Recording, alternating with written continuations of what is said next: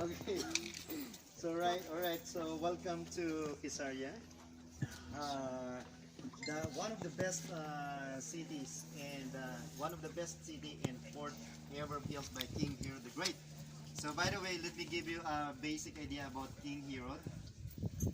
One of the reasons why he built magnificent fortresses in the land of Israel, even palaces and not only just an ordinary palace, but palace with saunas.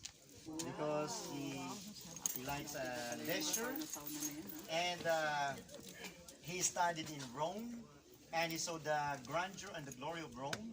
That's why when he was appointed by Emperor Augustus Caesar to become the king or governor of Judea, he wanted to build things like this that are more magnificent than what he saw in Rome. So he is a very ambitious king.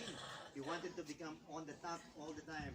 And I think that's one of the good character that he have. Kasi kung hindi siya ambitious king, Israel has no things like this.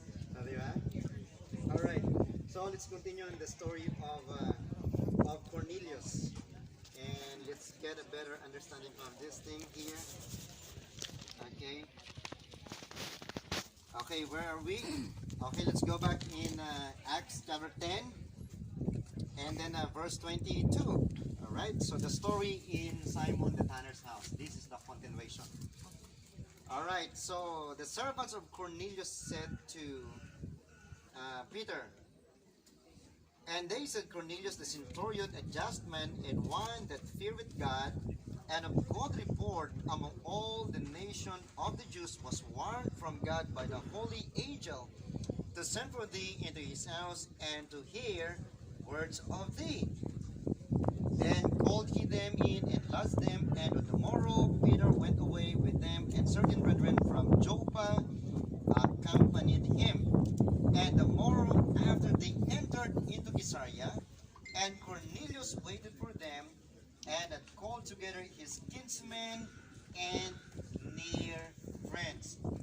So this scenario happened here in the very city of Caesarea, in this very place. And then verse 25. And as Peter was coming in, Cornelius met him. Listen to this very carefully. And fell down at his feet and worshipped him. So Cornelius, you know what? He is very excited to meet Simon Peter.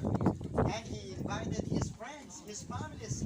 They gathered together in this place or somewhere in this area. We don't know exactly. And then when Simon Peter arrived, what he did is knelt down in front of Simon Peter and he worshipped Simon Peter. Why? Because Simon Peter, for example, in our word today, he is like a Hollywood star, very famous. So Peter is very famous as a disciple of the Lord Jesus Christ. So when he came here in Caesarea, at first, this is yung nangyari kaagad.